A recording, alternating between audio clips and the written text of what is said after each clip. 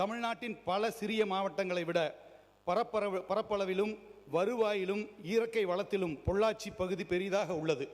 எனவே நிர்வாக வசதிக்காகவும் தென்னை மண்டலத்தின் பொருளாதார வளர்ச்சிக்காகவும் பொள்ளாச்சியை தலைமையிடமாக கொண்டு புதிய மாவட்டம் உருவாக்க வேண்டும் என்ற கோரிக்கையை இந்த அவையின் மூலமாக வலியுறுத்த கடமைப்பட்டிருக்கின்றேன்.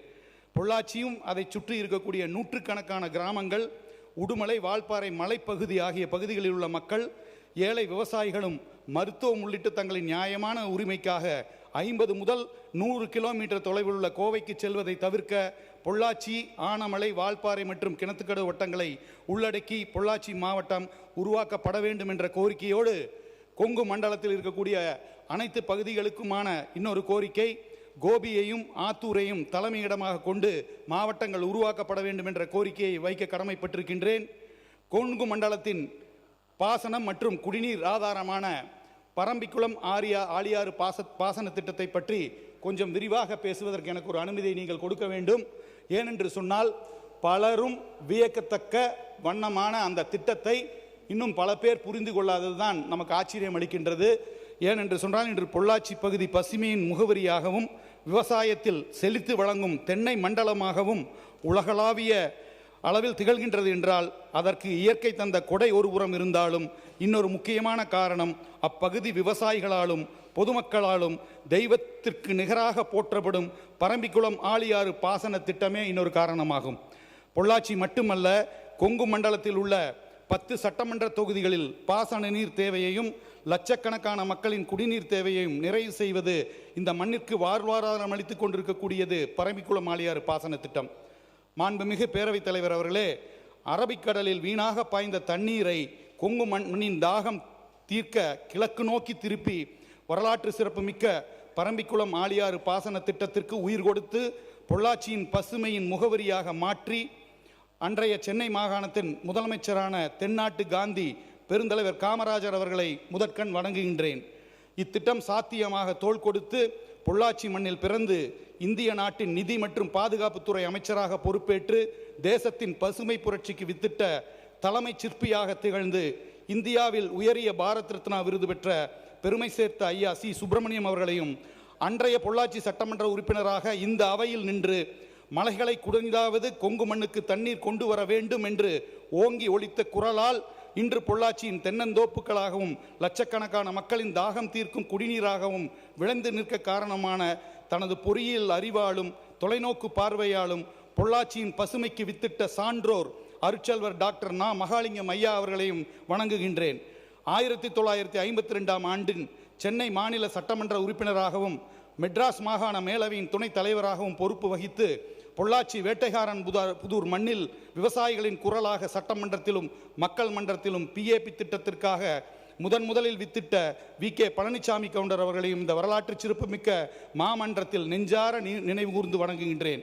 மாண்புமிகு பேரவைத் தலைவர் அவர்களே, வரலாற்று சிறப்புமிக்க இந்த 4 ஆளுமைகளுக்கும் பொள்ளாச்சியில் சிலை அமைத்து பெருமை சேர்த்த கழகத்தின் திராவிட முன்னேற்ற கழகத்தின் தலைவரும் மாண்புமிகு முன்னாள் முதல்வருமான மு.க. ஸ்டாலின் அவர்களுக்கு பொள்ளாச்சி தொகுதி மக்களின் சார்பிலும் கொங்கு மண்டல விவசாயிகளின் சார்பிலும் மனமார்ந்த நன்றிகளை தெரிவித்துக் கொள்கின்றேன். இந்த வரலாற்று சிறப்பு மிக்க PAP திட்டத்தின் மிக முக்கியமான அதே வேளையில் நீண்ட காலமாக நிலுவையில் இருக்கக்கூடிய ஒரு பகுதி தான் ஆனமலையாறு நல்லாறு திட்டம்.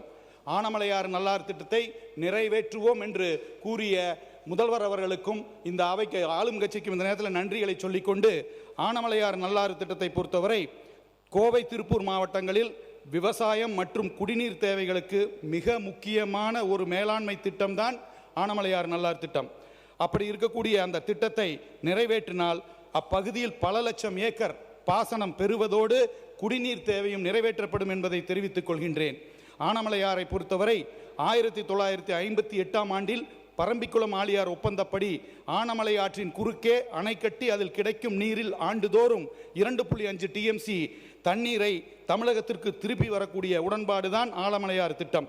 அதேபோல நல்லாறு என்பது மேல் நீராறு அணையிலிருந்து பெறப்படும் தண்ணீரை தற்பொழுது 150 கிலோமீட்டர் கால்வாய் வழித்தடத்தின் வழியாக செல்வதற்கு பதிலாக நல்லாறு பகுதியில் ஒரு நீர்த்தேக்கத்தை உருவாக்கி 14 கிலோமீட்டரில் திருமூர்த்தி அணைக்கு கொண்டு செல்லப்படும். மாபெரும் திட்டம் இந்த திட்டம். 140 கிலோமீட்டர் செல்லக்கூடிய நீரை 14 கிலோமீட்டரில் கொண்டு செல்வதால் எவ்வளவு தண்ணீர் மிச்சமாகும் என்பதை நாம் சிந்தித்து பார்க்க வேண்டியது. இப்பொழுது செய்ய வேண்டியதெல்லாம் இரு மாநில முதல்வர்கள் மற்றும் நீர்வளத்துறை அமைச்சர்கள் மட்டத்தில் சிறப்பு பேச்சுவார்த்தை குழு அமைத்து நீண்டகாலமாக நிலுவையில் உள்ள ஒப்பந்த மறு ஆய்வு, இன்டர்ஸ்டேட் அக்ரிமெண்ட் ரெவ்யூ உடனே தொடங்க வேண்டும். அதே போல இதனால் பயன்பெறக்கூடிய பகுதிகள் கோவை மற்றும் திருப்பூரில் உள்ள 10 சட்டமன்ற தொகுதிகள், அதாவது பொள்ளாச்சி, கிணத்துக்கடவு, வால்பாறை, உடுமலைப்பேட்டை, மடத்துக்குளம், பல்லடம், தாராபுரம், திருப்பூர் தெற்கு, சூலூர், காங்கேயம் ஆகிய இத்தனை தொகுதிகளிலும் விவசாயம் மற்றும் குடிநீர் தேவை பூர்த்தி செய்யப்படும் திட்டமாக இத்திட்டம் விளங்குகின்றது.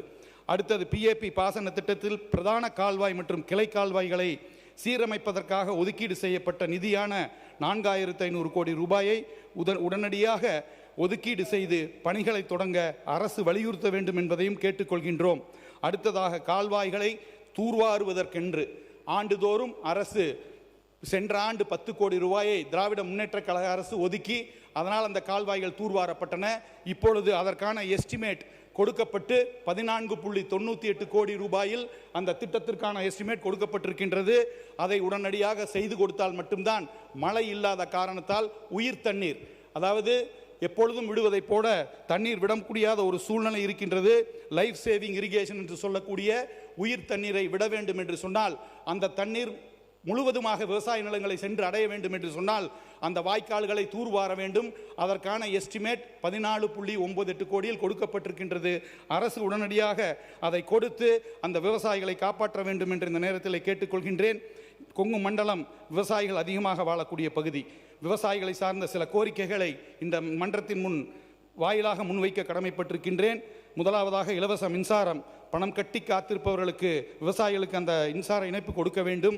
இரவெல்லாம் கண் விழித்து நீர் பாய்ச்சி வளர்த்த பயிர் விடியற்காலையில் காட்டுப்பன்றிகளாலும் மயில்களாலும் நாசமாவதை பார்த்து விவசாயிகள் கண்ணீர் வடிக்கின்றார்கள். காட்டுப்பன்றிகளையும் மயில் பிரச்சனையையும் உடனடியாக கட்டுப்படுத்த நாம் ஏதோ அரசாங்கம் முன்வர வேண்டும். அதேபோல நீண்ட நாட்கள் தென்னை விவசாயிகளின் கோரிக்கை, பொள்ளாச்சி பகுதி மட்டுமல்ல தமிழகத்தில் இருக்கக்கூடிய அனைத்து தென்னை விவசாயிகளின் முக்கியமான கோரிக்கை கல் இறக்க அனுமதி. அந்த கல் இறக்க அனுமதியை அரசாங்கம் யோசித்து பார்த்து அதை விவசாயிகளுக்கு செய்ய வேண்டும் என்று கேட்டுக்கொள்கின்றேன். எப்படி ஆனமலையாறு நல்லாறு என்பது நம்முடைய தண்ணீர் பிரச்சனைக்கு ஒரு நிரந்தர தீர்வை கொடுக்குமோ அதே போல் நீலகிரி மலையில் பெய்யக்கூடிய மழை நீரை வீணாக கடலில் கலப்பதை தடுப்பதற்காக பாண்டியாறு புன்னம்புலா திட்டம், நீரா அருமையான பானம் இங்கு இருக்கக்கூடிய சட்டமன்ற உறுப்பினர்களுக்கு வழங்கப்பட்டது. பிளே ஸ்டோர் மற்றும் ஆப் ஸ்டோரில் இருந்து பாலிமர் செயலியை QR கோடு மூலம் பதிவிறக்கம் செய்யுங்கள். செய்திகளை உடனுக்குடன் பெறுங்கள்.